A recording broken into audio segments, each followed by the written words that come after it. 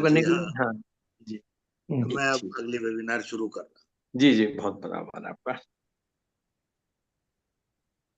Chestnut, we would like to welcome you on this unique topic at our 1156th webinar. I have searched the chestnut, but this is not available in Ayurveda up to my best of knowledge. If it is, please communicate me. ये chestnut सिंघाड़े से मिलता जुलता है, ये chestnut लता करंज के बीजों से मिलता जुलता है, ताड़ के बीजों से मिलता, फलों से मिलता है। कैसा मिलता है मैं नहीं जानता, लेकिन इस विषय में हमारे साथ दो प्रखर वक्ता हमारे साथ आज जुड़े हुए हैं, जो हमें चेस्टनट के बारे में जानकारी देंगे। और तत्पश्चात हमारी तीसरी वेबिनार हमारी आज JN1 पे है, जो कि पूरे भारत की चिंता का विषय बनता जा रहा है। केरल में स्पार्क हुआ, मालूम पड़ा कि वो कोविड का नया वेरिएंट आ गया, सब वेरिएंट। पूरी government alert, marketing start, fear psychology start. Again कई लोगों के मन में आशा जगी है कि उनका बिजनेस फिर शुरू हो जाएगा। सैनिटाइजर, मास्क, मेडिसिन, स्ट्रेचर, बहुत बहुत शुरू हो जाएगा। तो ये अभी मार्केट में, तो आपसे पहले ही कह रहा था कि ये लेट हो पैथोलॉजी। गया। हाँ, लेट हो गया सर जी, थोड़ा लेट हो गया। शायद मार्केटिंग स्ट्रेटेजी बनी नहीं होगी। वो चाइनीज निमोनिया नहीं आ पाया ना यहाँ, तो यहाँ केरल से आ गया नीचे से। कहाँ चाइना से ऊपर से आता वो नीचे से अब शुरू हो गया। तो ये बढ़िया बढ़िया अच्छी स्ट्रेटेजी है। कई लोगों को एम्प्लॉयमेंट मिलेगा, कई लोग ऊपर जाएंगे। भगवान वाले के क्या होगा उसमें, जलमार्ग से आया है, जलमार्ग से। जल मार्ग से दीजिए। तो उसकी चर्चा हम अगले एपिसोड में करेंगे। इस एपिसोड में चेस्टनट के विषय में हम समझना चाहते हैं, प्रार्थना करते हैं कि इस नए फल के बारे में हमें डॉक्टर शैकत कुमार बसु जी और सुपर्णा जी समझाएं कि ये क्या फल है और क्या इसका मेडिसिनल यूज भी है। फोटो में फल के दिखा दूंगा। ठीक है। शैकत जी।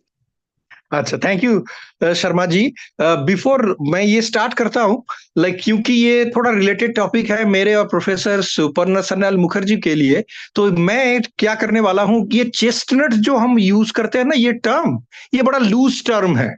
मतलब एक्चुअल चेस्टनट जिसके बारे में आप लोग जानना चाहते हैं, और उसके रिलेटेड बहुत सारे स्पीसीज है और बहुत अनरिलेटेड स्पीसीज है जिसके भी नाम चेस्टनट है। जैसे हम चाइना रोज जो हम कहते हैं और रोज कहते हैं ना, मतलब चाइना रोज तो नहीं है ना, लेकिन ये टर्मिनोलॉजी कॉमन हो जाने के कारण कभी कभी हम लोग इसे मिक्स कर लेते हैं और इसे अडल्ट्रेशन भी होते हैं। ये कूलर रीजन का ट्री है जी। तो मैं जो करने वाला हूं, मैं इसका थोड़ा बोटेनिकल जो साइड है ये मैं हाईलाइट कर देता हूं, और उसके ऊपर इसका जो मेडिसिनल और अदर कल्चरल एस्ट्रेटिक जो पार्ट है वो प्रोफेसर मुखर्जी कवर कर देंगे, so that we talk in 2 different areas. ठीक है जी, ओके। तो the chestnuts is a deciduous trees, shrubs in the genus Castanea. ये जो फैमिली है प्लांट्स के, इसके कहते हैं fragaceae family member, and they are mostly native to the temperate regions of the northern hemisphere. But ये fragaceae, इसमें बहुत सारे स्पीसीज आते हैं कस्टेनिया के। कस्टेनिया क्रिनाटा है, डेंटाटा है, हेनरियाई है, मोटिसिमा, उजकांसेंस, पुमिल्ला, क्राइसोफाइला, सटीवा, कस्टेनिया सटीवा, ऐसे बहुत सारे स्पीसीज है। लेकिन सभी स्पीसीज से ये जो चेस्टनट के बारे में हम कह रहे हैं ये नहीं मिलते हैं। Chestnut actually is the seed of the fruit. उसका फ्रूट का इतना ज्यादा वैल्यू नहीं है मेडिसिनली, उसका सीड का वैल्यू है। तो जिसे हम चेस्टनट कहते हैं, वो ये चेस्टनट ट्री के फल से जो सीड मिलते हैं वही सीड को चेस्टनट कहा जाता है, और ये एडिबल है। इसका न्यूट्रिशनल एनरिचमेंट तो है ही, मतलब इसमें rich sources of various kinds of oils, proteins, carbohydrates and large number of micronutrients, जैसे कि आप copper, manganese, zinc, molybdenum, boron, ऐसे हर चीजें भरपूर तरीके से मिलते हैं और ये न्यूट्रिशनली बड़ा रिच है। लेकिन जैसे डॉक्टर शर्मा ने कहा, मैं also I have not seen much Ayurvedic uses of chestnut in that particular sense that possibly, क्योंकि ये प्लांट हमारे रीजन में कॉमन नहीं है, इसलिए शायद इसके ऊपर इतना आयुर्वेदिक मेडिसिनल इतना रिसर्च वगैरह नहीं किया गया है। लेकिन इसका न्यूट्रिशनल वैल्यू है और इंडस्ट्रियल और मार्केट में इसका सीड का तो हाई वैल्यू है। लेकिन ये हमें थोड़ा जानना चाहिए कि हम तो बहुत सारे जगह को चेस्टनट कहते हैं, लेकिन all these are not chestnuts. The one unrelated species is called horse chestnut. ये इसका नाम हॉर्स चेस्टनट है, बट एक्चुअली ये ट्रू चेस्टनट नहीं है। कभी कभी एडल्ट्रेशन और लोगों को बेवकूफ बनाने के लिए इसके सीड बाजार में बिका जाता है। Should not be done, because ये हॉर्स चेस्टनट के सीड न्यूट्रिशनल तो नहीं है। कभी कभी अनराइप स्टेज में इसका सीड थोड़ा टॉक्सिक भी होता है। तो इसका जेनस है एसिक्यूलस। हमारे जो स्पीसीज चेस्टनट से हम डील करते हैं, जहां से हमें चेस्टनट सीड मिलते हैं, वो उसका जेनस है कस्टेनिया। So these are two very different genera, but they carry the same name, English name as chestnut. But horse chestnut is actually not true chestnut. They belong to an entirely different genus and an entirely different family, Aciculacea. जहां पर हमारे जो true chestnut है, they belong to a family called Fragaceae. But are named, these are horse chestnuts are named because just because they produce similar forms of nut that look very similar to true chestnuts, and sometimes they are used as adulterants, और कभी true chestnuts के साथ इसके seeds mix कर दिया जाता है, which is not very advisable, क्योंकि horse chestnut के seed इतना nutritious नहीं है और उसका कुछ toxic elements भी है। True chestnut is also confused with another plant, which is called water chestnut, which are tubers of an aquatic herbaceous plant of the sage family, जो aquatic areas में bogs, ponds, पुराने जहां पर stagnant water मिलते हैं, वो साइपरेसी family से, जहां जिस फैमिली से मुट्ठा ग्रास जिसे हम कहते हैं, उसी फैमिली से ये प्लांट मिलते हैं। This is also not true chestnut, जिसके साथ हमारे कंफ्यूजन होते हैं। There are other species also commonly mistaken for chestnut. This is also very important. There is another species called chestnut oak. Oak के जो फैमिली है, उसमें हमारा वो जो जेनस है उसका नाम है क्वेरकस। इसका नाम तो है चेस्टनट ओक, लेकिन it is actually not related to chestnut at all. और एक अमेरिकन प्लांट है जो अमेरिका में मिलता है, जिसे कहते हैं अमेरिकन बीच, फैगस ग्रैंडिफ्लोरा। ये भी ट्रू चेस्टनट नहीं है। एंड ये हालांकि ये जो लास्ट का प्लांट के नाम मैंने लिया अमेरिकन बीच, ये फैगस ग्रैंडिफोलिया कभी कभी सब्स्टिट्यूट अडल्टरेंट ऐसे में चेस्टनट के लिए यूज करते हैं, लेकिन ये भी अलाउड नहीं है। इसे कभी कभी ब्राजील नट्स भी कहा जाता है। अब ये बात मैं कह दूं, Brazil nut is also very, जैसे आमंड्स हम यूज करते हैं, जैसे हम वॉलनट्स यूज करते हैं, ब्राजील नट्स ये भी यूज होता है। कैसे? फॉरेन कंट्रीज में हम कहते हैं फंक्शनल फूड। ऐसे चॉकलेट बार्स जो आते हैं, कहीं कहीं आप देखे हैं ना, इधर भी वो nutritional chocolate bar with full of nuts, उसमें आमंड्स रहते हैं, वॉलनट रहते हैं। बाहर के जो चॉकलेट्स होते हैं नॉर्थ अमेरिकन, यूरोप में, इसमें ये लोग ब्राजील नट्स क्वाइट यूज करते हैं। मैंने खुद ब्राजील नट चख के देखा है, प्रीटी न्यूट्रिशियस से भी ज्यादा अच्छा टेस्ट है। ऑलमोस्ट सिमिलर टू जैसे हमारे आमंड्स या अखरोट जैसे है, ऐसे ही उसका टेस्ट है। लेकिन इसमें एक डेंजर है। Brazil nut is very much severely allergetic to some people. और ब्राजील नट लाइक वहां पर हर चॉकलेट की पैकेज में अगर उसके कहीं पर भी ये चेस्टनट की इस वैरायटी ब्राजील नट अगर मिलता है, तो एवरीवन इज बीइंग अलर्टेड कि इसके अंदर ब्राजील नट है, क्योंकि ये सीवियरली एलर्जेटिक है। इतना सीवियर एलर्जी कि अगर आपको हाथ पैर फूल जाता है, वॉमिटिंग किसी किसी लोगों को होता है, मतलब इरेगुलर हार्ट रेट किसी को हो जाता है, कहीं कहीं लोगों को इन्फ्लेमेशन और बड़ा ही ईचिंग, सारे बॉडी में बहुत दर्दनाक ईचिंग और रैशेस निकल के आता है। इमीडिएटली हॉस्पिटलाइजेशन करने की जरूरत पड़ता है।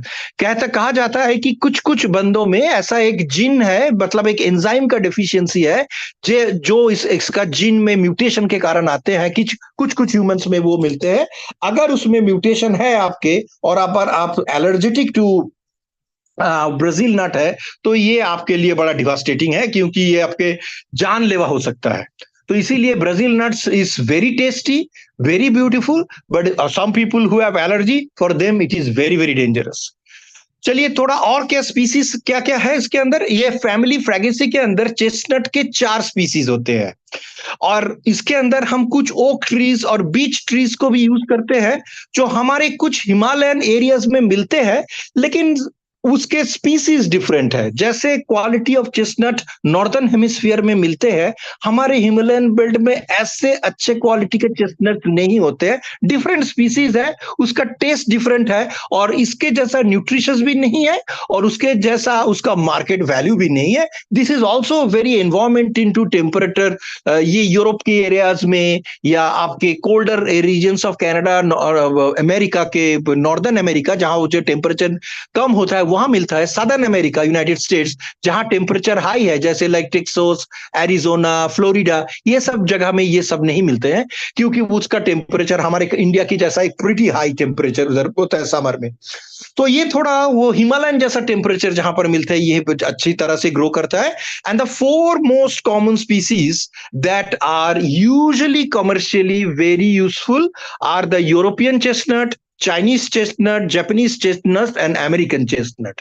तो आपको सुनते ही पता चल रहा है कि ये जापान के कुछ स्पीसीज है, चाइना के कुछ स्पीसीज है, यूरोप में ग्रो करने वाले कुछ स्पीसीज है, और अमेरिका में ग्रो करने वाले कुछ स्पीसीज है, जो जिसके फ्रूट से ये चेस्टनट रिट्रीव किया जाता है, जो नट्स रिट्रीव किया जाता है, और उसी नट को हम चेस्टनट कहते हैं, और जिसके न्यूट्रिशनल वैल्यू है और इंटरनेशनल मार्केट में उसके बड़ा आदर है, और उसके मेरे मतलब डॉलर वैल्यू भी बड़ा हाई है। और the taxonomy of American chestnut is not completely resolve. इसके साथ मतलब कौन से प्लांट को हम चेस्टनट कहे और कौन से प्लांट को हम चेस्टनट नहीं कहे, इसे लेकर प्लांट के जो क्लासिफिकेशन जो डील कर, जिसे हम प्लांट टेक्सोनोमिस्ट कहते हैं, इसके अंदर बड़ा अंतर है।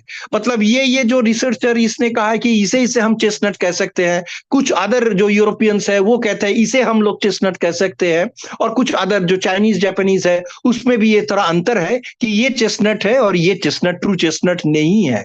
तो आजकल तो मॉलिक्यूलर वगैरह की बहुत बड़ा स्टडीज हो रहा है, इसके कारण चेस्टनट्स के ऊपर रिसर्च चल रहा है। चेस्टनट से इतना सीवियर एलर्जी का रिपोर्ट तो मैंने नहीं देखा, लेकिन कुछ कुछ अमेरिकन स्पीसीज और कुछ कुछ साउथ अमेरिका में मिलने वाला जो चेस्टनट के स्पीसीज रेयरली साउथ अमेरिका में होते हैं, लेकिन कुछ कुछ जो कोल्ड एरियाज में मिलते हैं उसके सीवियर एलर्जेटिक प्रॉपर्टीज है। अगर ना जाने और आपके वो मतलब उसके आप यूज नहीं जानते हो और आपने ज्यादा कंज्यूम कर लिया, तो ये this is not good for you. So it is very why this seed is so valued. Nutritional value is quite high, 820 kilo joules कहता है, 200 किलो कैलोरीज ऑफ एनर्जी मिलता है पर 100 ग्राम, और it is rich in carbohydrate, fat and protein. और इसमें से और क्या क्या मिलता है, इसमें vitamin A, thiamine, riboflavin, niacin, vitamin B6, folate, vitamin B12, vitamin C, ये सारे मिलते हैं। और very rich source of calcium, copper, iron, magnesium, manganese, molybdenum, phosphorus, potassium, sodium, zinc, ये सारी चीजें उसमें बड़ा बड़ा है। So it is nutritionally very very rich. जैसे यूएस में या यूरोपियन कंट्रीज में आपका एक बड़ा सा वो कहते हैं ना, हाइकिंग वगैरह, ट्रेल्स पे हाइक करने के जाना, स्पोर्ट्स एंड एथलेटिक्स, जो ज्यादा खाना कार्बोहाइड्रेट रिटेन ऐसा नहीं करना चाहता है, लाइट फूड लेना चाहता है, but at the same time that will give them very high calorie and rich source of energy. तो ये लोग क्या करते हैं, ऐसे डिफरेंट सीड्स का मिक्सचर बनाते हैं। आमंड्स है, वॉलनट है, चेस्टनट है, ब्राजीलियन नट्स है, अगर आपको एलर्जी ना हो, ये सारे सीड मिक्स, उसके साथ थोड़ा रेजिन वगैरह मिक्स करके, या कुछ ड्राइड फ्रूट्स, पीच, प्लम, ये सारे मिक्स करके ये लोग कहते हैं ट्रेल मिक्स। उसमें सनफ्लावर सीड्स भी ये लोग डालते हैं। And you will take a handful of this, chew it, take a little bit of water, and आपको ज्यादा एनर्जी मिलता है डिस्टेंस कवर करने के लिए, वॉकिंग के लिए, हाइकिंग के लिए, पर्टिकुलरली हाई एनर्जी एथलेटिक्स जो काम करते हैं, जो इंडस्ट्री में काम करते हैं। अगर before lunch you cannot take very heavy food, but if you are doing very heavy industrial work, in between you need rich source of energy, and you cannot take carbohydrates क्योंकि वो आपके लिए sleepy आपको करेगा, you have to stay alert. So these kind of trail mix, जहां पर ये सारे seeds as a mixture functional foods की तरह इसे लिया जाता है, बहुत सारे ब्रेड्स, बहुत सारे confectioneries, केक्स में ये अभी डाला जा रहा है, and has a very high value market. तो यही है मेरे लिए जो आपके चेस्टनट के इनिशियल जो उसके हाउ टू आइडेंटिफाई चेस्टनट और क्या चेस्टनट है नहीं है, इसे थोड़ा मैंने हाईलाइट कर दिया। बाकी डिटेल्स जो है मैं डॉक्टर सुपर्णा सन्नाली मुखर्जी के लिए छोड़ रहा हूं, so that we do not converge on the same point at the same time. Thank you very much. Thank you, thank you. मैं आदरणीय सुपर्णा जी को बुलाऊं उसके पहले मैं प्रोफेसर कमलेश वैद्य जी को सादर आमंत्रित करता हूं। आदरणीय प्रोफेसर कमलेश सर। बहुत बहुत धन्यवाद मित्र और पवन जी। बहुत जी अच्छे अच्छे विषय चुनकर आप लेकर आते हैं और उस विषय के विशेषज्ञ संसार भर में जो कुछ ज्ञान संपदा उपलब्ध है उसको हम सब लोगों के साथ साझा करते हैं। बहुत बढ़िया। मेरा इस विषय में एक कहना है कि निश्चित रूप से एक बोटनिस्ट के नाते, एक न्यूट्रिशनिस्ट के नाते सब अपना अपना मंतव्य रखते हैं, परंतु इन सब नट्स हो या अन्य कोई वनस्पति हो, उसका उपयोग करते समय जो शास्त्र का आधार है कि यस्य देशस्य यो जंतु तज्जम तस्यौषधम हितम। अगर यूरोपियन नट्स हैं तो मुझे लगता है कि यूरोप में रहने वाले लोगों के लिए वो ज्यादा मुफीद हैं। जैसा अभी मिस्टर बासु भी मानकर चल रहे थे और बार बार ये कह रहे थे कि ये किसी को एलर्जिक हो सकता है। तो मुझे लगता है कि देश भेद होने के कारण सात्म्य सात्म्य का विचार करके जब हम किसी वनस्पति का, औषधि का या किसी नट्स का प्रयोग जब करते हैं तो इस मूल आधार, इस सिद्धांत को जरूर ध्यान में रखना ही चाहिए। तो पहली बात तो जिस नट्स का वो जिक्र कर रहे थे वो बार बार कह भी रहे थे कि यूरोपियन है, ये ब्राजीलियन है, ये जर्मनी का है, ये हाँ समान प्रकार का वायुमंडल, वातावरण, पर्यावरण उनको मिलता है। और ऐसी औषधियां, ऐसी वालनट्स अपने देश में उत्पन्न होती है तो मुझे लगता है यहाँ का भूमि जल वायु का संपर्क पाने के बाद वह शायद यहाँ की कम्युनिटी के लिए भी शायद उपयोगी हो जाए। उनकी nutritional value as well as financial value देख करके यहाँ आती है तो बहुत बढ़िया है। परंतु मुझे लगता है कि इस शास्त्र के आधार को भी ध्यान रखना जरूरी है कि जो वस्तु विशेष, औषधि विशेष, द्रव्य विशेष, खाद्य विशेष जिस देश विशेष में उत्पन्न होता है, वहाँ के एनवायरमेंट, पर्यावरण में पलने बढ़ने वाले जो मनुष्य समुदाय है उसके लिए शायद वो ज्यादा उपयोगी होगा। ये पहली बात। दूसरी बात, इससे पूर्वार्ध में जो किचन गार्डन वाली बात की थी उस समय मैं वंचित रहा। बहुत विशेषज्ञों ने अपनी बात रखी होगी, परंतु छोटा सा अनुभव मेरा भी है। कोरोना काल में जब बाहर घूमना जाना बंद हो गया तो ये मैंने एक प्रयोग किया। मेरे घर के ऊपर छत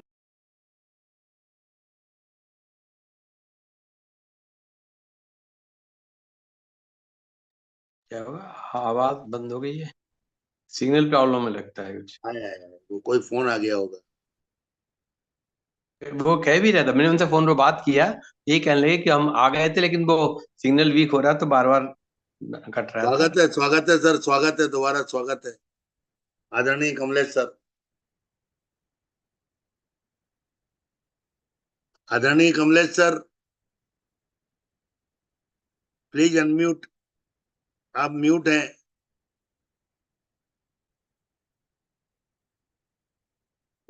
ठीक है।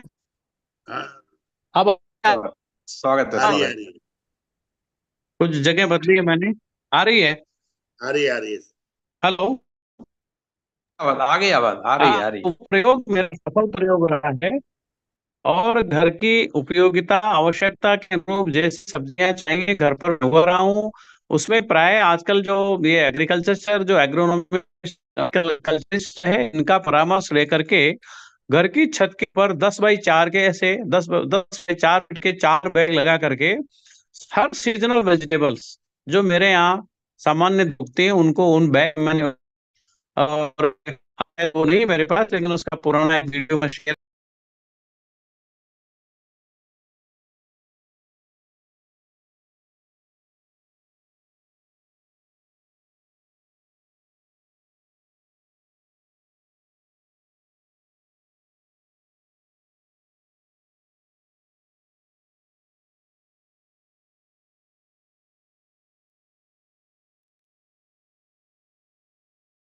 क्या मैं फिर सुन पा रहे हैं? जी जी, यस आप यस, वीडियो शेयर पवन करिए, जी जी क्या जी। सुन आ रही पा है, आ रहे हैं रही है, मुझे? आ जी रही है, आ आ रही रही है बात। हाँ। तो वो मेरा मेरा अनुभव बहुत अच्छा रहा है। मेरा अनुभव बहुत अच्छा है और को कमर्शियली तो कम से कम अपने घर में घरेलू जरूरत के अनुसार उनको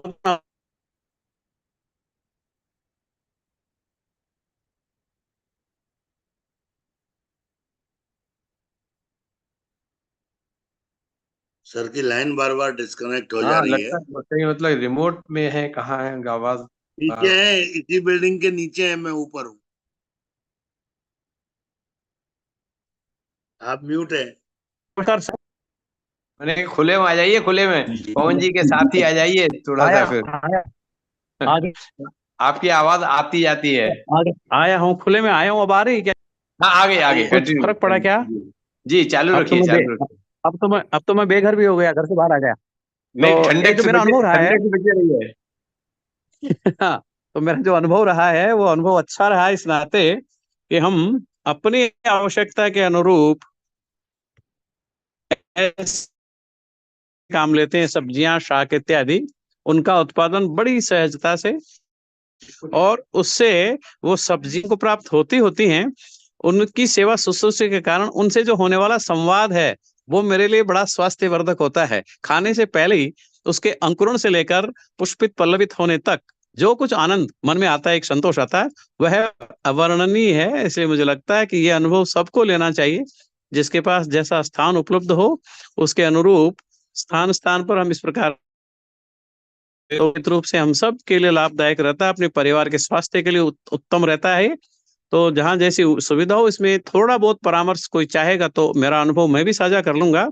अन्यथा किसी भी हॉर्टिकल्चरिस्ट से अगर परामर्श लेकर कोकोपीट में इस प्रकार की सब्जियां उगाई जाती हैं तो ये बहुत ही बढ़िया रहेगा। और मेरा अनुभव है, जिस समय टमाटर बाजार में 100 रुपए किलो मिला करते थे, उस समय मेरी जरूरत और मेरे पड़ोसियों की जरूरत लायक टमाटर मेरे फार्म हाउस से उतर रहे थे, जो केवल 10 फुट 10 फुट बाई 4 फुट का था केवल। तो हर सीजन की सब्जियां आज भी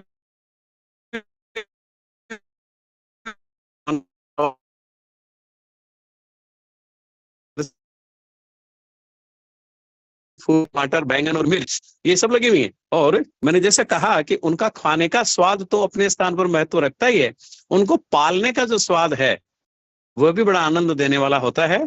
तो अपना अनुभव मुझे लगता है कि ऐसा अगर और भी कोई प्रयोग करेंगे नहीं तो शायद मुझसे भी अच्छा कर पाएंगे। मेरे जैसा आलसी व्यक्ति भी इतना अगर कर लेता है तो बाकी सब लोग युवक इससे अगर कुछ तो मिलती है और कुछ कर पाते हैं तो मुझे लगता है कि बहुत अच्छा प्रयोग एक रहेगा। और बाजार में मिलने वाली पेस्टिसाइड्स, इंसेक्टिसाइड्स युक्त जो सब्जियां हैं उनसे हम कम से कम अपने को, अपने परिवार को बचा सकते हैं। इतना निवेदन करना मुझे उचित लगता है। थोड़ी सी कठिनाई आप लोगों को बीच बीच में हुई, जिस स्थान पर मैं हूँ अभी वहाँ थोड़ी सी नेट की कठिनाई थी, तो फिर भी आप सब लोगों का स्नेह और आग्रह था तो मुझे उचित लगा कि इतना निवेदन करना चाहिए। बहुत बहुत बहुत बढ़िया, धन्यवाद बहुत निवेदिता जी। बढ़िया सर, बहुत बढ़िया। जी आपने जो बताया ना, जो पौधे बनाए आपने और अपनी वेजिटेबल्स बनाई और उनमें सेवा की, तो मैं हाँ समझता जी, हूँ ये सेवा भी गो सेवा से कम नहीं है। गो सेवा और निश्चित गोपालन के निश्चित, भाव में बिल्कुल ये भी बराबर पौधे बराबर, जीवंत हैं। और आप बिल्कुल। इनसे वार्ता करते हैं, यही हाल, बल्कि और ज्यादा साफ सुथरे हैं। गो सेवा के सही साथ बात में तो गोमय को हटाना और सब करना, ये सब बहुत सी बातें हैं। यहाँ है। तो बिल्कुल बैठ बिल्कुल। के तरह तरह के स्वाद खाना है, वहां तो केवल एक ही स्वाद का दूध मिलता है। ये सेवा सही भाव, बात है, जब सही सेवा बात। भाव आ गया फिर तो कहने क्या।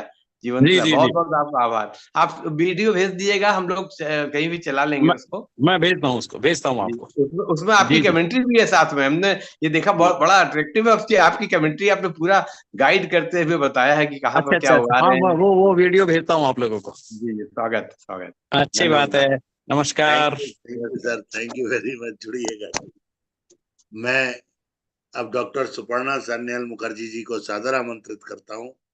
डॉक्टर सुपर्णा सान्याल मुखर्जी, स्वागत है।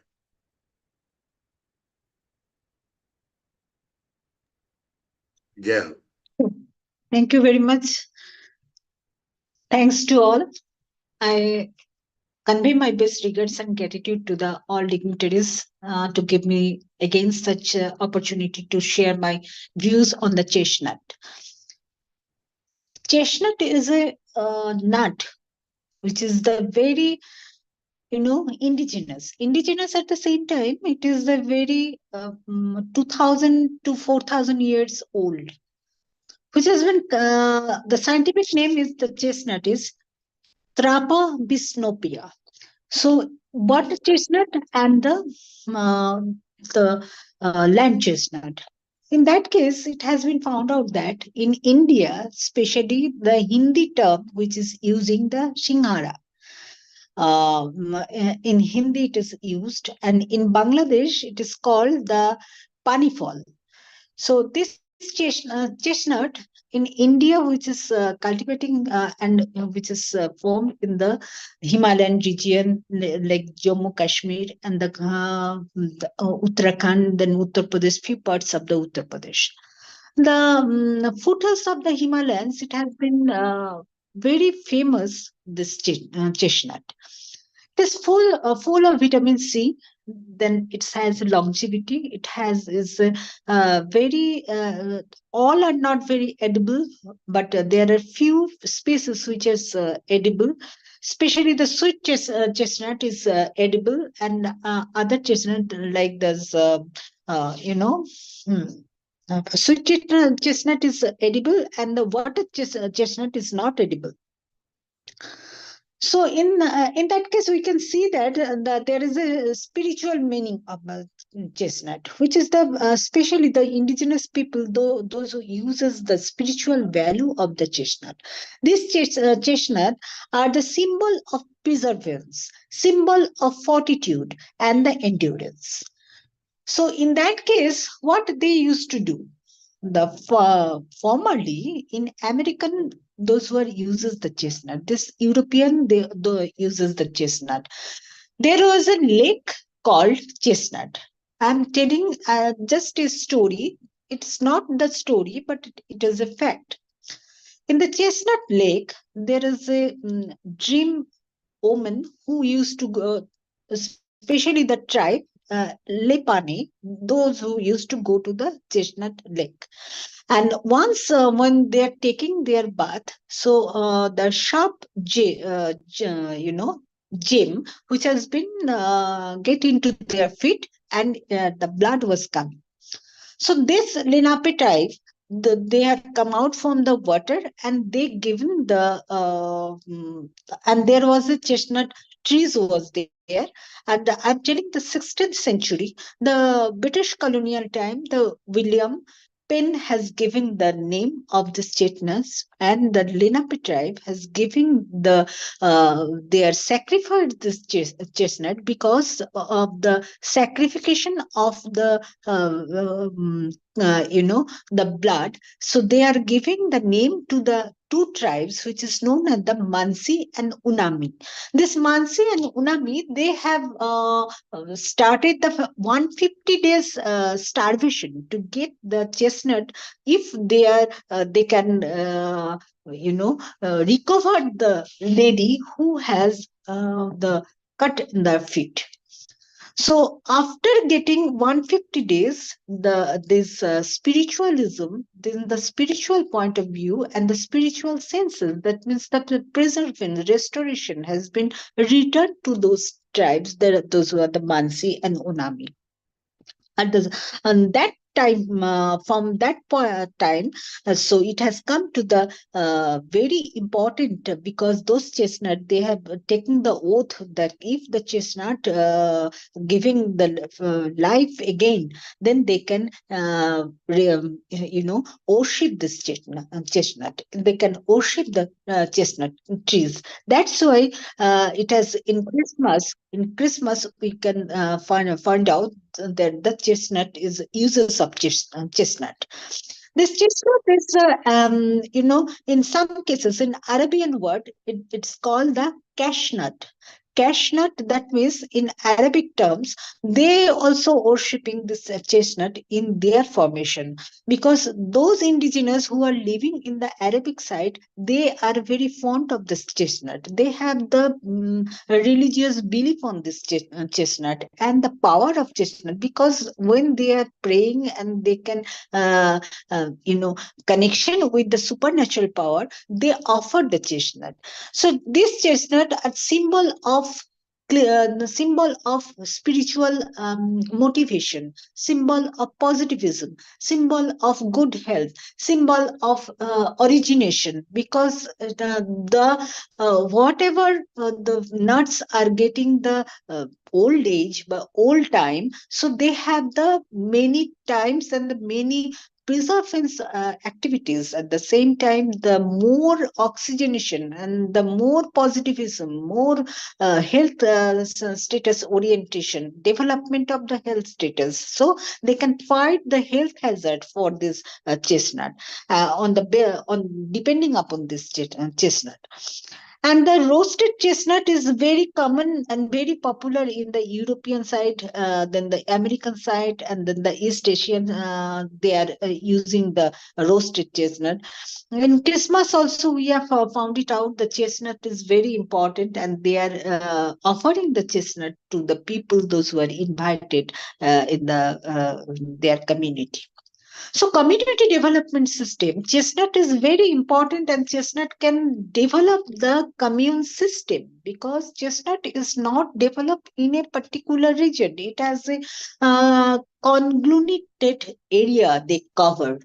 This conglomerate area where they are developing itself, so they can develop the power of sustainability. That's why the restoration of chestnut is very important for the for our culture. So in the socio-cultural activities, we also found it out. Though we are having this chestnut, though that Dr. Basu has elaborately told us the nutritional value and other points of view, but the ethical point of view, at the same time, the maintenance, the socio-cultural and socio-economic orientation, the chestnut has the value oriented. And this chestnut can give us the more life expectancy, because at the Chestnut Lake, where the the princess has injured, and they can get back their new life. She can get back their new life, so we can restore it in the symbol of life expectancy. So chestnut is a in that case, in the orientation what they are forming. So we are also it has been mentioned in the Mahabharata and Ramayana. The chestnut is the fruits which has been also offered to the devotees to the for the worshipping. They also used to eat it for their edible formation. So this is the point where we can conglutinate ourselves for the religious point of view with the American people, then European people, then Japanese, then Chinese, then Indian, especially the East Asian countries, those who are habituating with the chestnut, so they can develop their ethical point, spiritual point, nutritional point, socio-cultural point, socio-economic development, and the same time the techno-economic orientation.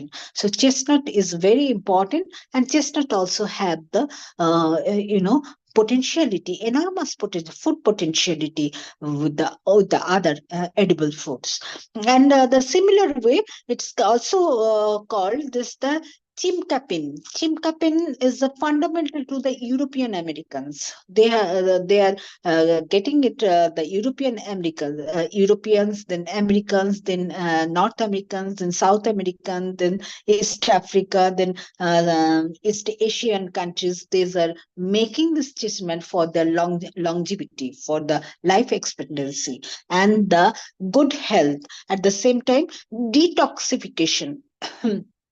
The curing of various diseases, it has been used in indigenous way, in modern technology, and in the primitive nature. The people also use it chestnut because its longevity is 2000 to 4000 years old when the chestnut was identified.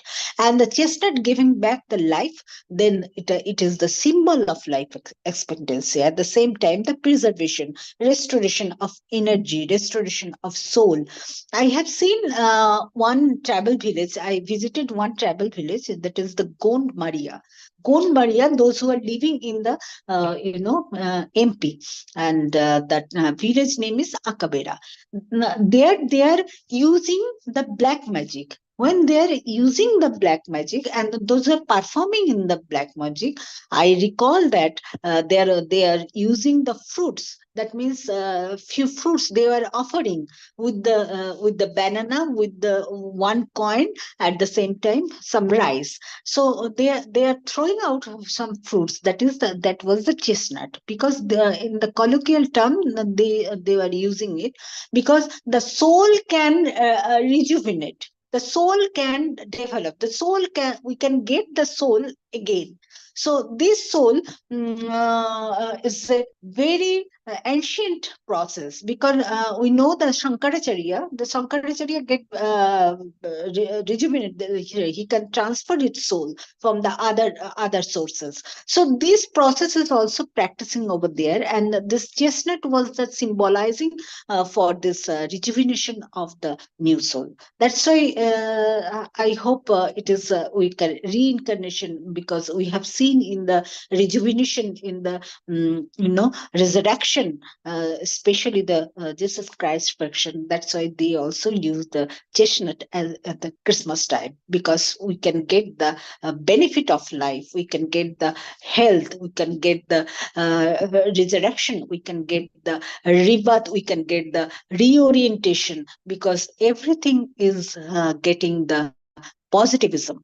And the way the chestnut has been divided into, it is symbolized, because every tribal community, especially the Unami and the I was telling this Lenape tribe, they are using the symbol for their good health, because the chestnut lake giving back the life of the princess. So that's why the chestnut is very important for our day-to-day life, if we can explore again. Thank you very much. Thanks. Thank you very much, madam. Thank you very much. Really, just today we came to know about chestnut. Otherwise, we were thinking that what is this chestnut? Excellent knowledge both of you have. Salute to you. Salute to you. Agnihotri sir. Great knowledge, really. आपने सही कहा. And the fact which I came across today by all these deliberations of distinguished guest speakers, that apart from being a nut, it has got its value in terms of ethics and spirituality. These two things are very important. Apart from its taste, sweet or bitter. At the same time, you also talked about the community aspect, community value of this nut. And lastly, as far as the spirituality is concerned, as you told, that it has also got a very important place in Christianity, in Christians. So what I feel, you also talking about the rebirth and re-entrance of the soul itself. I feel that the day, Christmas Day, when Jesus Christ got born, from that to Good Friday, when he was crucified, and when he came, he survived again after 3 days. That is the Easter Sunday. That itself shows that this chestnut has got a wonderful place in the mind of Christians, and it has got a spiritual concept in the Christianity. Really great presentation, very eye-opening and ear-opening concept given by you. Thank you so much, ma'am. Namaskar. आपकी आज्ञा से sir, मैं मौमिता जी का garden दिखाना चाहता हूँ.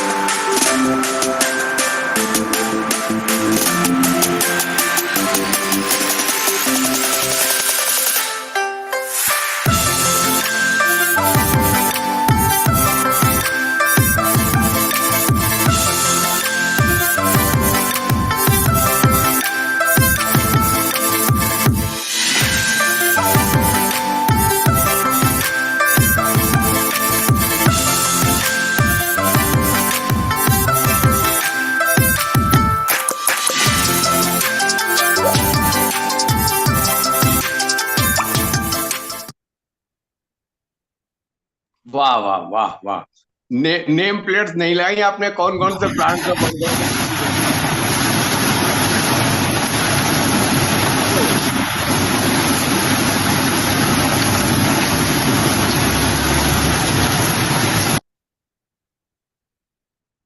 इनसे मेरी भी लड़ाई होती चलती है, लेकिन ये जुनून के हिसाब से। मौमिता जी, आप कुछ बोलेंगी? मौमिता जी। आपकी वेबिनार के जुनून से तो कम नहीं है। हाँ, ये नहीं बात नहीं, क्या बोलेंगे, तो आपने तो दिखा ही दिया। नहीं, आपने नमस्कार प्लांट सभी के को। नाम नहीं बताया, प्लांट्स के क्या क्या आपने उगाया हुआ, कितना आप इससे लाभ उठा चुके हैं। बहुत सारे हैं, एक दिन लिस्ट बना कर भेज देंगे आपके वेबिनार में। नहीं, आज आपको गेस्ट स्पीकर होना चाहिए था, कम से कम अपने ये दिन भर लगी रहती है, और इसके पीछे जब हम कलकत्ता जाते हैं तो कहीं ना कहीं एक झगड़ा प्लांट के पीछे होता ही है पर डे। ये मर गया, ये देख लिया नहीं, ये कर, मतलब जुनून ऐसा कि जैसे बच्चों को पालते हैं, बस इससे ज्यादा कुछ नहीं किया। नहीं तो इसके मतलब आपके भोपाल रहते हो, इनके लिए कूल टाइम होता है अपने प्लांट्स को सहलाने का, उनको उनको उनका हाँ पालन हाँ, पोषण करने का। एकदम बहुत एकदम। Thank you, thank thank you you. Thank you. Thank you, नमस्कार। अब मैं अग्निहोत्री सर से इस वेबिनार को कंक्लूड करने की प्रार्थना करता हूँ, चलिए, जिससे हम इट वाज अगले ग्रेट, वेबिनार पे आ सकें।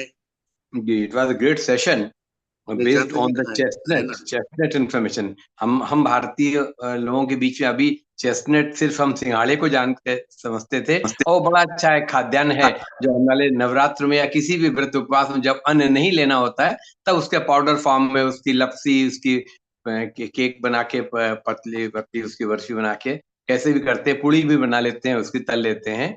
लेकिन इस चेस्टनट से मिलते जुलते चेस्टनट जो फॉरेन में माने गए, स्पेशली ब्राजीलियन और यूरोपियन वाली जो बात आई, उसमें तो बड़ा इसका बिटर टेस्ट और इसके बहुत ही डेंजरस इफेक्ट्स जो बतलाए गए। It is very alarming that we should be careful that without going the real aspect and values, characters and taste of that chestnut,